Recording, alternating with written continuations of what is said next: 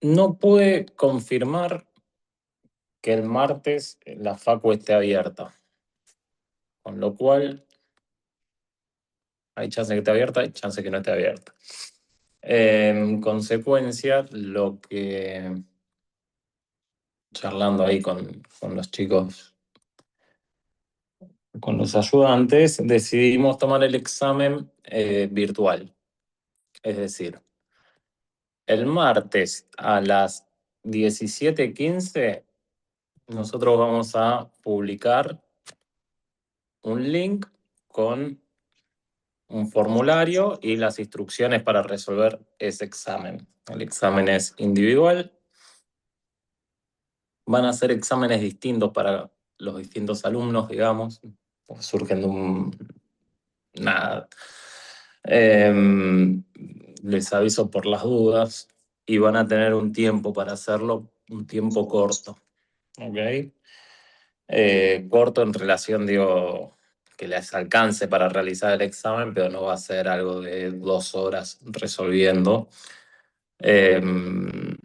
Porque bueno, se va a evaluar eso también, si tienen capacidad como para resolverlo solos en un tiempo razonable que demuestra que tienen los contenidos aceitados. ¿Ok? ¿Se entendió? ¿Dudas sobre eso? 19:15, ¿no? No, 17:15. 17:15, ok. 17:15, sí. Y yo no creo que el examen se extienda más allá de las 18, te diría. Profe, ¿y qué Ok. modalidad? ¿Cómo? ¿Qué modalidad? Posiblemente una buena parte va a ser respuesta múltiple, verdadero o falso, etcétera. Les pido disculpas, pero como habitualmente no es como tomo yo, pero bueno, entiendo también que al cambiar la forma, digamos, al tomarlo virtual, todavía no te puedo asegurar bien cómo está diseñado ese examen. Lo tengo que hacer y no te quiero mentir. Está bien, gracias.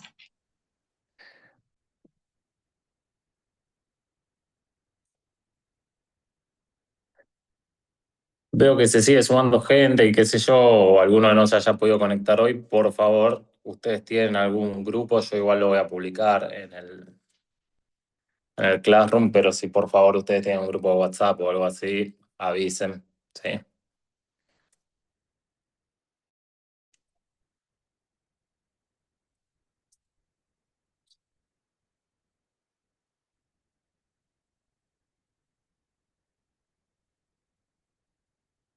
Sí, eso, Micaela, que va a ser virtual porque no podemos asegurar que la facu esté abierta el día martes.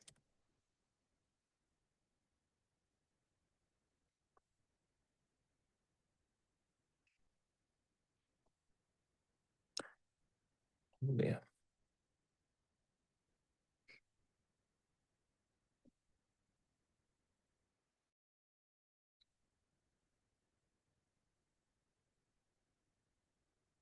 Bueno.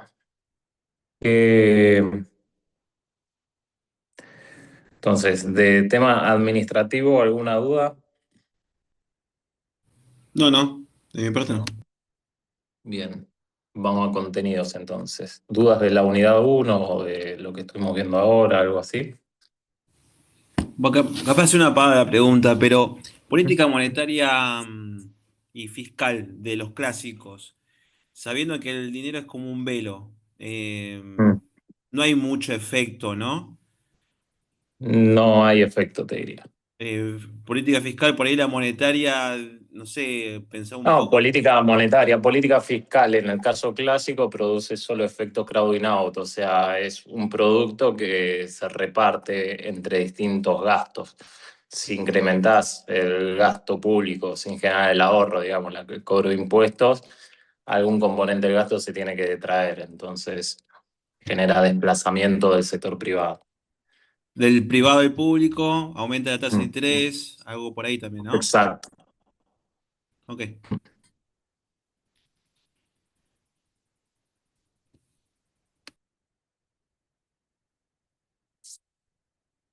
Bien. Repaso rápido los temas, por lo menos que estuvimos viendo. Recuerden que vimos las distintas escuelas, vimos los clásicos, los keynesianos, los austríacos, el monetarismo de Friedman y el resumen que hace Axel Leijonhufvud, capturando el rastro wixeliano y la crítica hacia las distintas escuelas. Después empezamos viendo el debate de reglas versus discrecionalidad.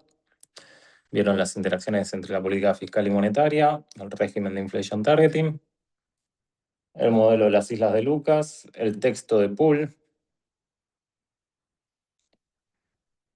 Y otra cosa, bueno, y vimos en la última reunión el modelo de 3 ecuaciones, y el modelo de las islas de Lucas. Creo que eso es todo lo que vimos en el primer parcial. Profe, y modelo de Kagan, saber los puntos estables o inestables, eso hay que No, saber. no, más que nada intuitivo, todo. El tema de las expectativas, la demanda de dinero. No sé, ahí no quiero contradecir hasta dónde llegan a ver con Juanchi, pero no es algo que me interese a mí, digamos, eso Ok, ok. enfáticamente. Micaela ahí pregunta, ¿podríamos ver el caso de un shock de oferta sobre el modelo de las 3 ecuaciones? Mica, te lo puedo contar y no dibujar. Tengo un problema con la compu y estoy conectado del celu. Vos tenés los gráficos ahí como para... Estos son los del paper, digo.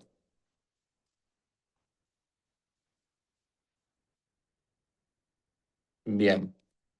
En el caso de un shock de oferta agregado en forma permanente, ¿sí? O si uno tiene un shock de oferta pero se revierte, no pasa nada, digamos, no tiene que hacer política. Pero en caso de un shock contractivo, pongámosle, no sé, o no me acuerdo qué había en el slide, expansivo o contractivo. Expansivo era, así te hago el mismo ejemplo.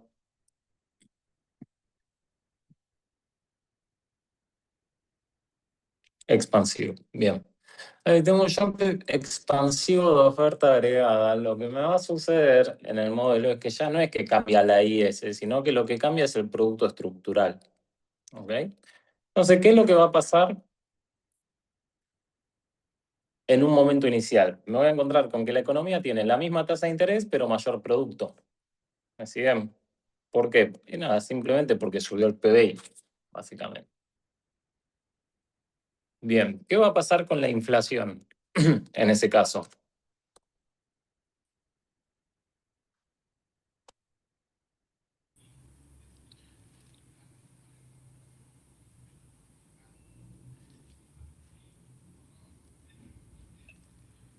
Perdón, la tasa de interés está quieta, ¿no?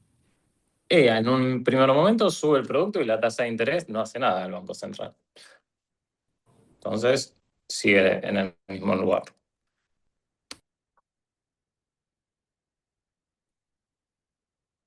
Micaela, ¿tenés micrófono?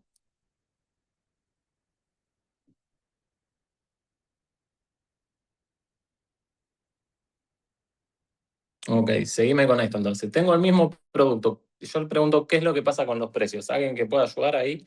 Si al mismo, digamos, al punto inicial tengo más producto, ¿qué va a pasar con la inflación?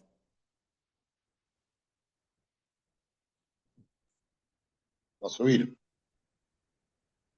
¿Por qué? pero la misma cantidad de dinero. Sí, pero pará, nos estamos mareando. Por exceso de Chao, oferta, pues, le contesto ahí a Micaela. Por exceso de oferta viene. ¿Qué tiende a pasar con los precios? ¿Bajan o suben? o bajan. Bajan. Claro, ¿Sí? el dinero está quieto.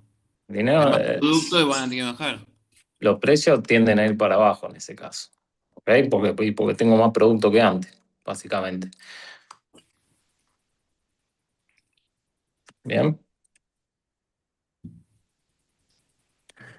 Ok. Una vez que me encuentro en el nuevo punto, que tengo entonces más producto y precios más bajos, ¿qué es lo que va a suceder con la situación, digamos, o qué tan cómodo se va a sentir el Banco Central con eso?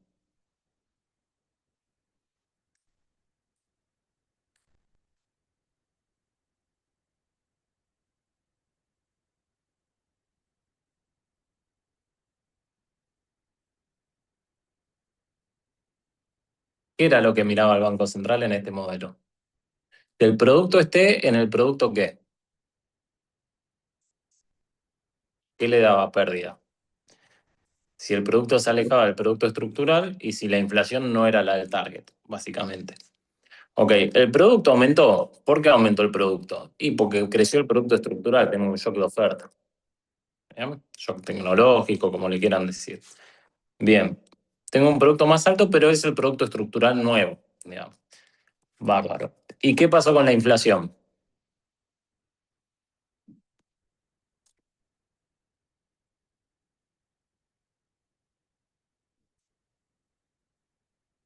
Se me desaceleró la inflación, exacto, ¿sí? Se me fue de 2 a un punto, como le quieran decir, ¿sí? Bárbaro. Entonces, ¿qué es lo que le molesta de esta situación al Banco Central? Exacto, bien, Luján dice sería menor a la target. ¿Sí? Le molesta que el producto, si bien está en el estructural, la inflación se le fue por debajo de su objetivo. ¿Bien? Entonces, mira el Banco Central, acá es donde interviene la regla de política monetaria. ¿Qué va a estar diciendo? Che, el producto está en el nivel estructural, pero la inflación se me fue muy por abajo. ¿Qué puedo hacer para subir la inflación?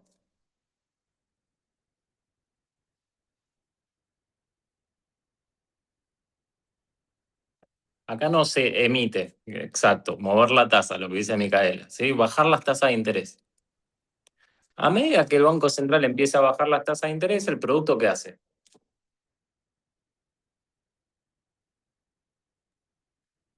Se va contrayendo. Si baja la tasa de interés, ¿el producto qué hace? La curva IS No, crece. crece, ¿sí? Entonces empieza a subir el producto. Y el producto que estaba en el nuevo nivel estructural, ahora que la tasa bajó, se va por encima del producto estructural. ¿Me siguen?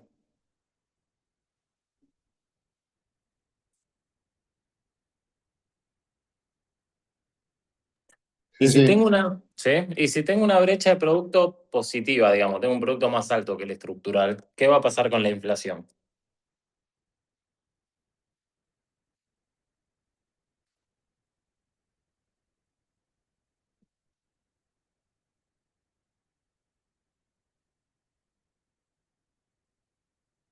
Se va a acomodar al valor anterior. Va a empezar a subir, ¿sí?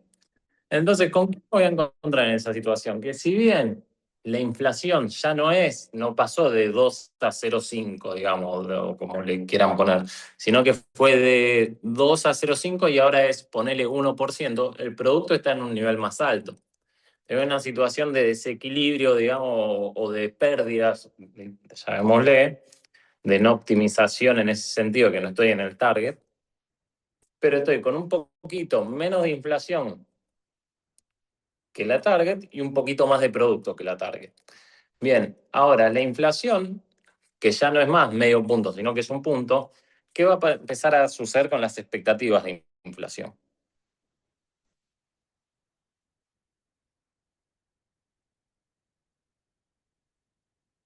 Empiezan a subir, ¿sí?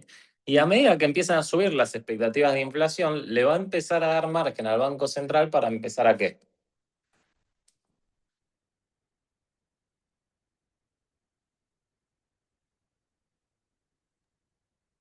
Baja la tasa.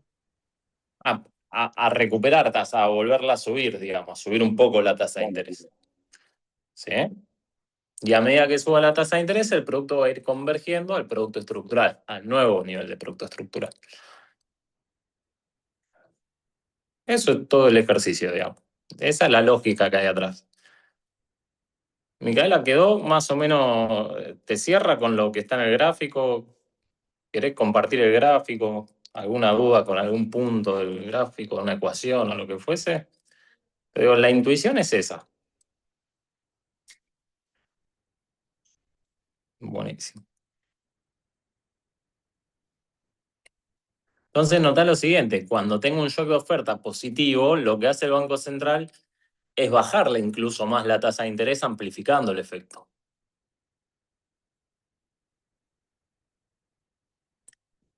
Nicolás pregunta, ¿el modelo de 3 ecuaciones sería una visión alternativa que la planteada por el RBC sobre el ciclo económico?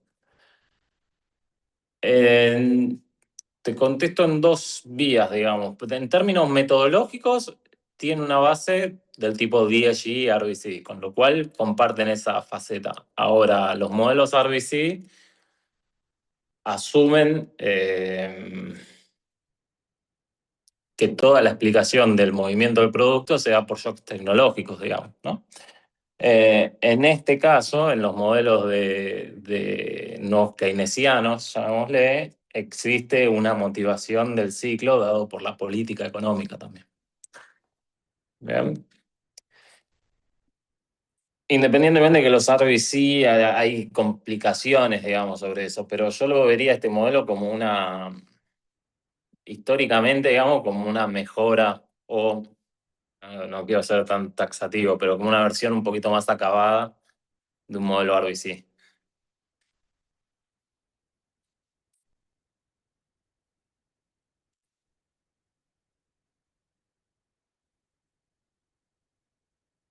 No sé, Nicolás, si te contesté sobre eso. Sí, ahí está, gracias. Los modelos RBC son los primeros de los 70s, 80s, y esto estamos hablando más de los 2000 en adelante, 2000, 2010, te diría. Pero los nuevos clásicos, ¿qué DSG tendrían? Así como Nuevos, porque el RBC me acuerdo que es viejo. O sea, lo vi en Macro 2 no me acuerdo tanto, pero me acuerdo que es de los 90, claro, 80. claro. Los nuevos clásicos, si querés, el texto fundacional de ellos es el de las Islas de Lucas, entre varios, ¿no? Pero ese es como uno de los claves. Lo que pasa que por ahí nosotros no lo vimos tan explícito matemáticamente, pero en buenos desarrollos matemáticos es un modelo de equilibrio general bien completito. Un modelo bien microfundamentado, no clásico, digamos. El RBC, que vino después, le sacó toda esa parte más del lado monetario y le dejó solo shocks reales, digamos, ¿no? Ese es el punto. Está bueno el capítulo del libro de Snowden y Bain, que yo les di para leer algunos capítulos.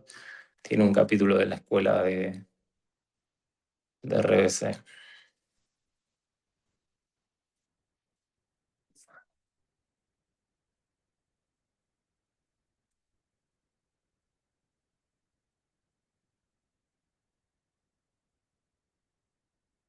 Bien, ¿qué más?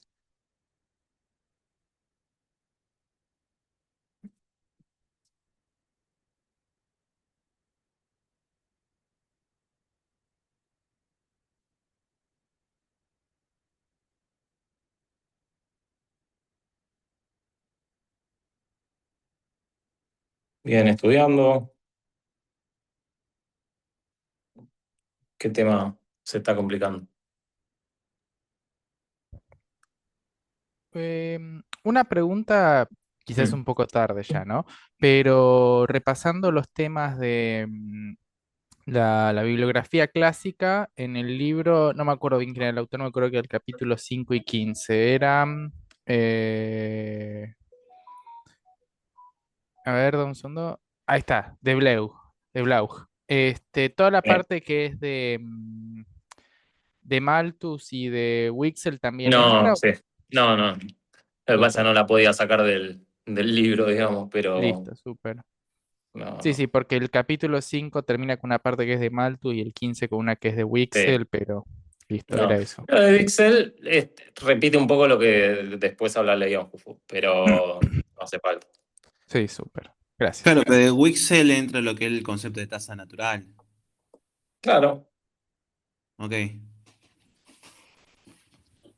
Aileen pregunta si se conectan por Zoom ese día. No, directamente el link en el site. En el site me refiero no me sale el nombre, el Classroom. Eso.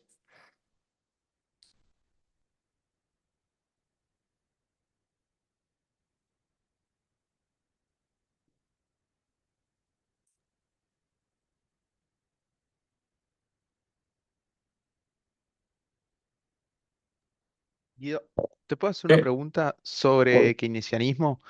sí. Eh, Yo tengo la duda de si política monetaria siempre va acompañada de una política fiscal o no, o si, digamos, se pueden hacer por separado.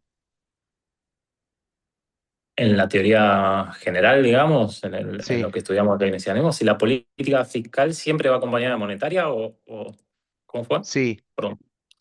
sí, No, digamos, si ocurren a la vez, si pueden ocurrir por separado no, o cómo. están analizadas como por separado. Lo que muchas veces termina siendo como recomendación de esa escuela es, che, para evitar el efecto de desplazamiento que provoca la suba de la tasa de interés de la política fiscal, realizar las dos políticas en conjunto como para hacer una política acomodaticia.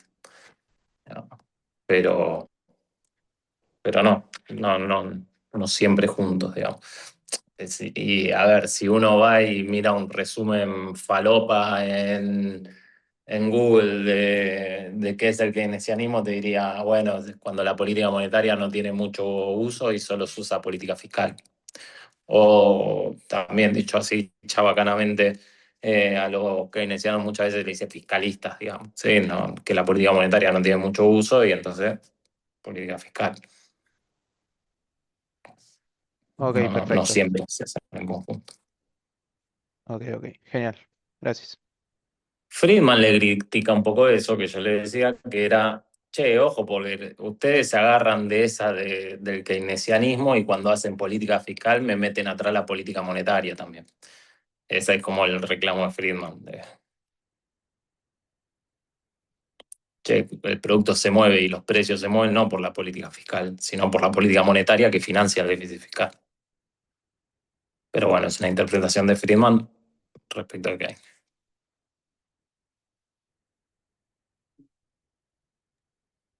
¿Y para Friedman hay algún problema con la trampa de liquidez? O sea, con tasas de interés muy, muy bajas.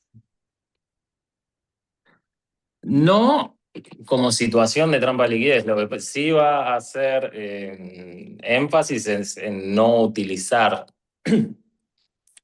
y ahí aclaro algo, para Friedman los instrumentos de política monetaria son ambos. Es como que cuando escribe Friedman no estaba la discusión a lo pool del instrumento óptimo, etcétera. Eso vino después. Para Friedman la política monetaria se manejaba con una tijera, decía. Tasa y cantidad. Perdón, tasa y cantidad de dinero. Entonces, lo que va a decir es, está mal, como así provocó la crisis del 30, poner muy poca cantidad de dinero en el mercado, como está mal subir mucho las tasas de interés, como está mal poner tasas de interés más bajas o fijar una cantidad de dinero excesivamente alta. Eh, pero lo ve más como una decisión de política que como una solución del mercado en sí mismo. Para Keynes era como inevitable tener esa situación, ¿no?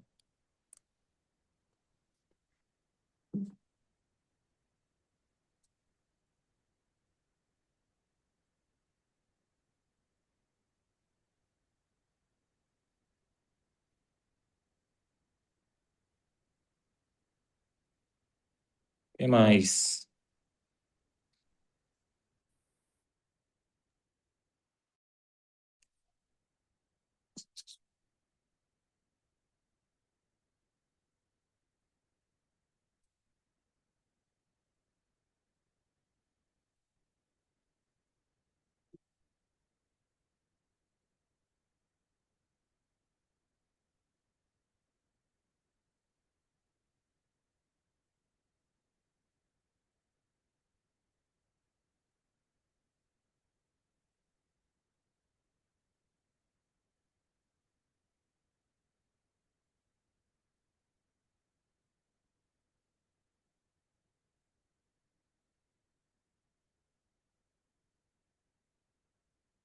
Agustina no se publica por el Classroom. No hace falta conectarse. 17:15 se publica.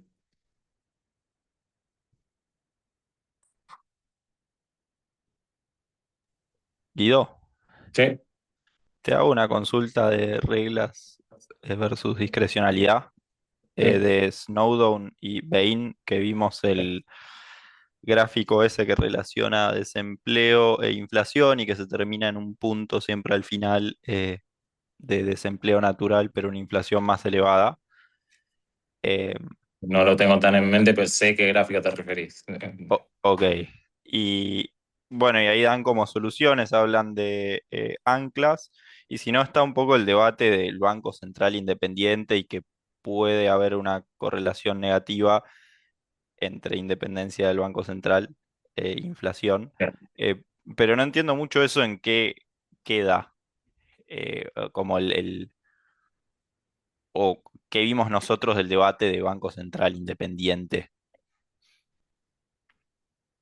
No, lo que nosotros decíamos, o la forma de encarar el tema en esa reunión sería, mira, vos tenés que comprarte algún tipo de regla, ¿sí? Que funcione como ancla. Y ahí hablaban ustedes de, puede ser un target de inflación, una paridad cambiaria, una regla de crecimiento de agregados, etcétera, ¿sí?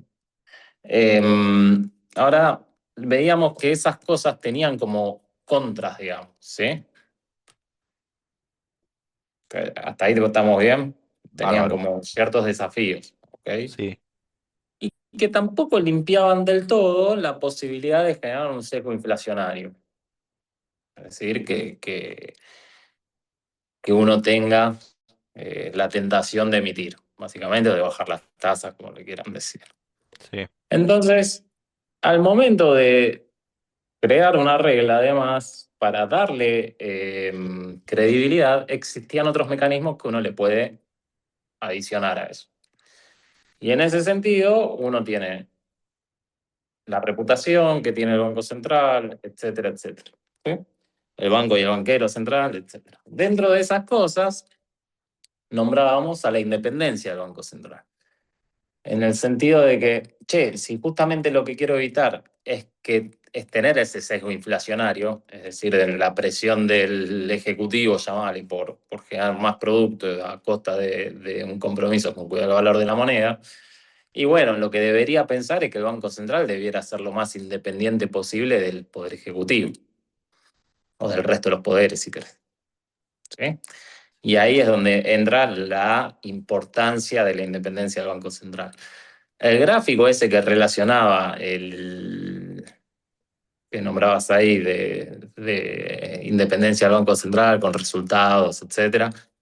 A mí el índice ese siempre me pareció medio falopa, te voy a ser honesto, no me parece un gran índice, pero bueno, es como algo de evidencia adicional a que funciona. Ahora, es como medio obvio o tiene sentido hablar de independencia del Banco Central cuando uno quiere evitar el problema del sesgo inflacionario, ¿no? Entonces ahí es donde venía. Y discutían también acerca de problemas que se presentan con eso también. Es decir, che, ¿qué tanto si yo me ato ponerle a una regla con un banco central completamente independiente, que todo ese marco no me encorsete para tomar decisiones en situaciones que por ahí las necesito? claro. ¿No? Y que eso me viole un poco la reputación. Es decir, no sé, te pongo ejemplos extremos, pero si yo tenía una recontra regla de no puedo violar y la puse en la Constitución, ¿sí? Te estoy inventando. Y me viene una crisis tipo pandemia y no la puedo sostener la regla porque se me está muriendo la gente. Bueno, ojo, porque ahí violar la regla implica perder reputación, no cumplir con la Constitución, un montón de líos que por ahí no estaba tan bueno, digamos, porque termina destruyendo instituciones, etcétera, etcétera. No sé si me explico. Entonces, Sí, hay que buscar un nivel de independencia. De esa independencia te diría, muchas veces, que no sé si lo nombraba en la clase, pero yo le diría una independencia operativa, se le llama. No independencia que es que el Banco Central está ahí y no conversa con el Ejecutivo, etcétera. Porque si vos tenés que hacer política fiscal hace uno y política monetaria hace el otro, y bueno, medio que tienen que trabajar en conjunto.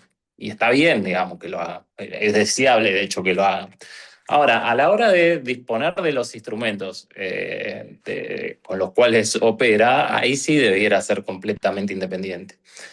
Digamos, ¿sí? Ese es un poco el punto. Genial.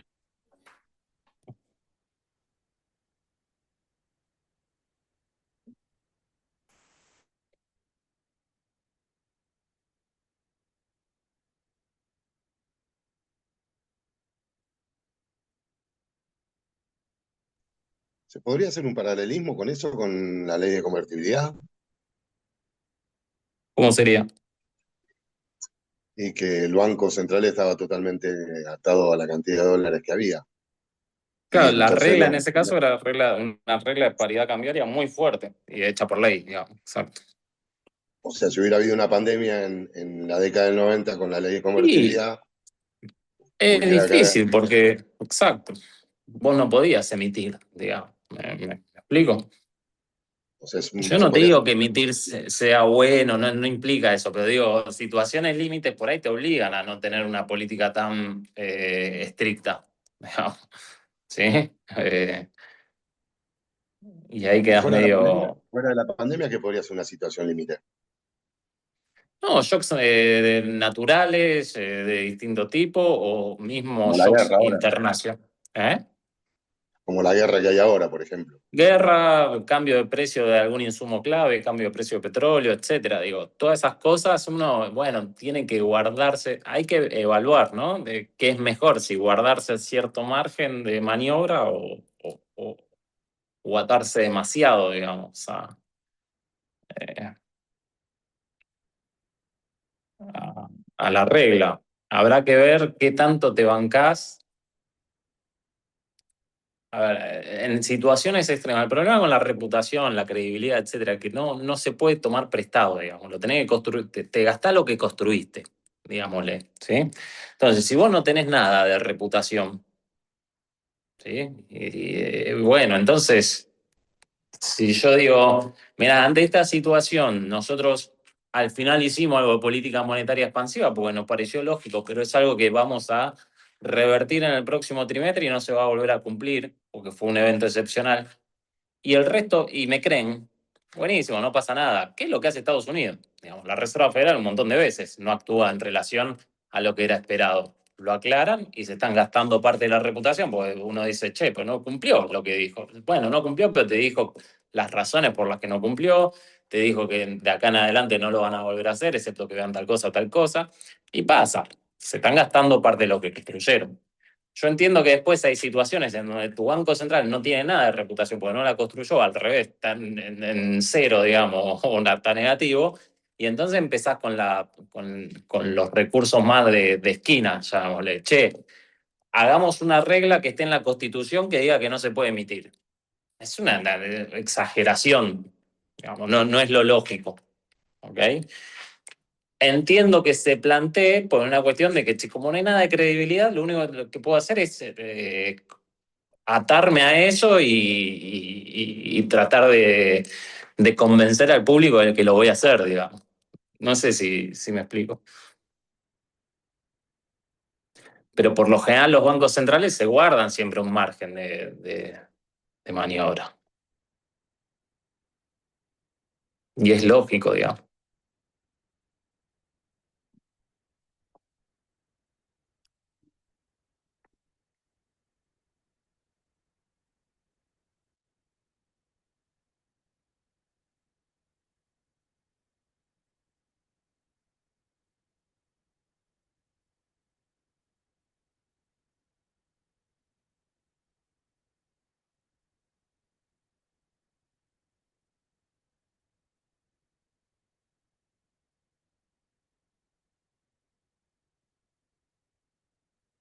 Bien. ¿Qué más?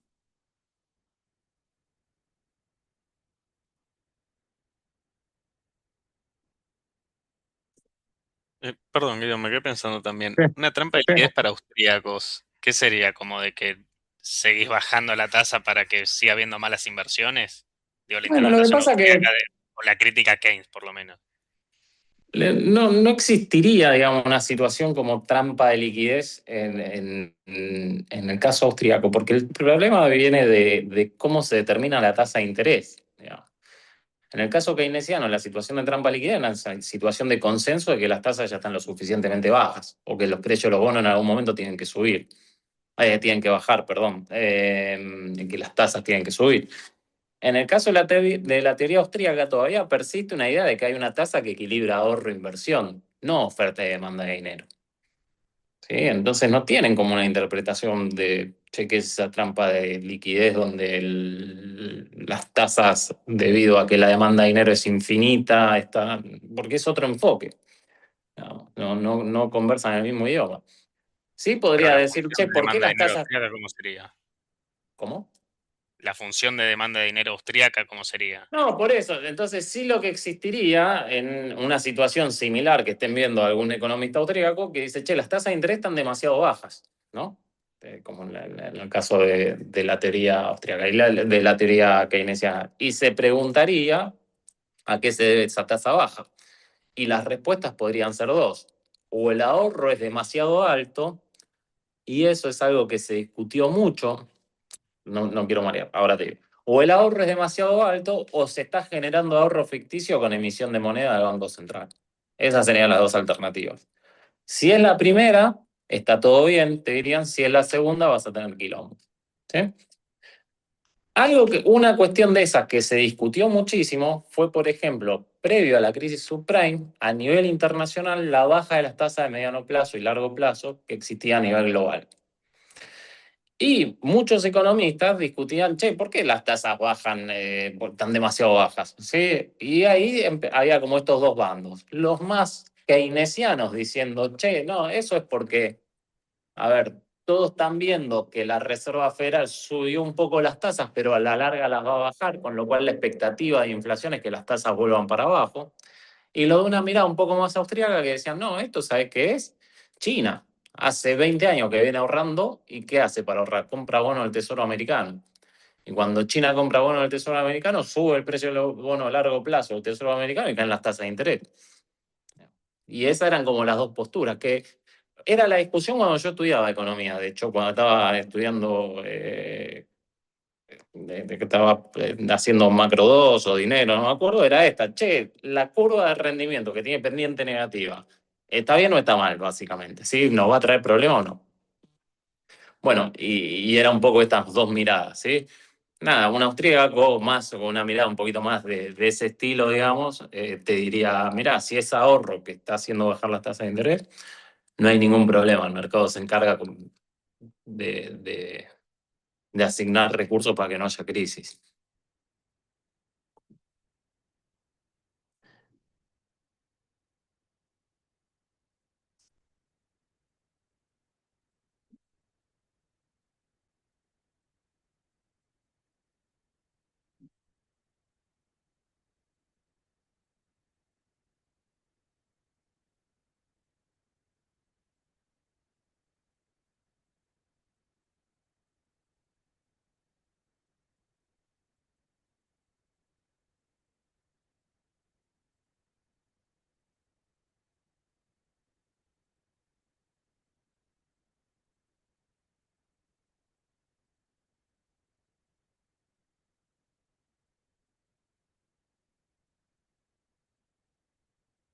Bien,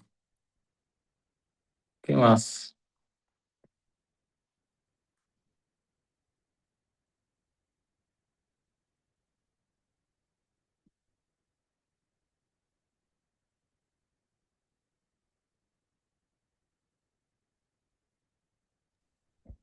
Si después de esta clase tenemos dudas, podemos ahí en los anuncios del Classroom Si escribimos algo. tenés algo de último momento, tira una pregunta ahí en el Classroom y la atajamos. Súper. Tengo otra pregunta. Sí, claro. En los clásicos, la teoría de fondos prestables es de flujos y stocks, mientras Sí, que en Keynes es solo de stocks. exacto. Bien.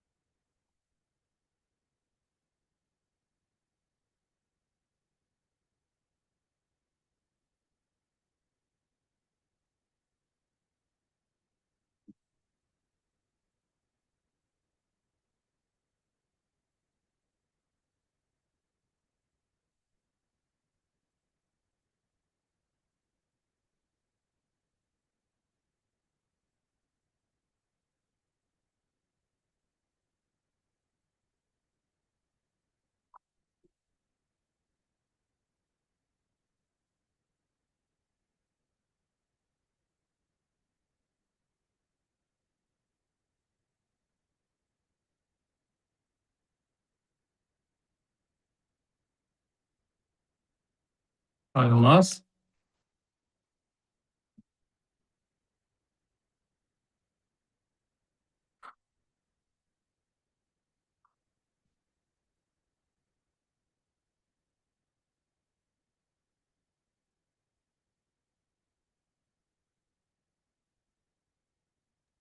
¿Y Friedman o los austríacos tienen así una teoría de fondos prestables como tal? Los austríacos sí. Tienen una teoría de fondos prestables solo basada en flujo, ahorro, inversión. Claro. Claro, basada en flujo sí funciona bien. Lo que te van a decir los austríacos es sí, si me metes stock tipo emitís moneda en ese mercado, y ahí es donde viene el lío. Se quedan los ciclos de boom and bust. Ok. Y Friedman, yo no se lo di porque la verdad que es algo que no quedó como muy estudiado, pero Friedman, por cómo se planta él, digamos, dentro del debate, empieza peleando en el sentido de tratando de hacer aportes en la discusión con Keynes. Entonces desarrolla una teoría de la demanda de dinero, estableciendo que existe un mercado de dinero, ¿sí? Que reemplazaría a ese mercado de fondos prestables. Pero es una demanda de dinero que la utiliza solamente para llevar a decir que la curva del M es vertical. Y que es algo que si ustedes siguen leyendo el texto de Leon Hufford les termina diciendo, fíjate de Friedman el problema que tuvo es que te llevó la discusión en el mismo lenguaje que Keynes, y lo único que hizo fue traer como más confusión. No tiene un mercado de fondos prestables explícito, un mercado de dinero.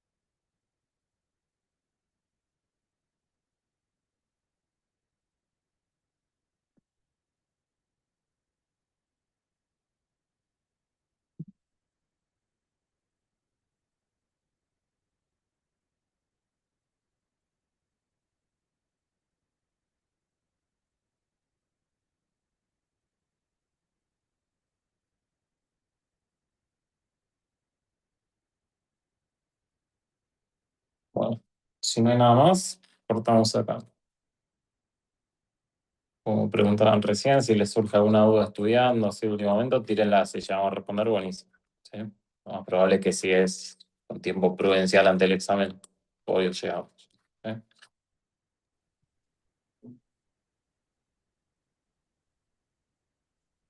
Bueno, nos vemos. No nos vemos el martes, al final. Nos vemos la semana que viene, el viernes. ¿Bien? Nos vemos, profe. Chau, hasta luego, Exactamente, gracias. el viernes virtual también. Chao, profe. Sí, la semana que viene todo virtual. Gracias. Gracias, Bueno, profe. Gracias. Gracias. Chao, otro. Chao.